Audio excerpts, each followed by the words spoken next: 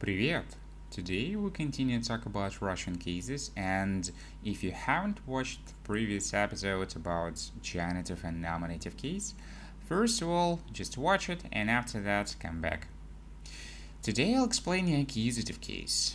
Accusative case in smart words is just direct object. And direct object for us is the noun which stands after the verb. So that is the main difference between nominative case and accusative case. Nominative case stands all the time before the verb. Yeah? And when we talk about accusative case, it stands after the verb. So all what you should do is just to find out where is the verb.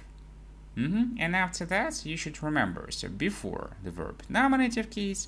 After the verb, accusative case. Anne is listening the music. Yeah. So is listening. Here is the verb. So after the verb, accusative case. Before the verb, nominative case. The boy writes the letter. We should find the verb writes after the verb, accusative case. Before the verb, nominative case. That is the simple rule. Just remember that we should indicate the position of the noun.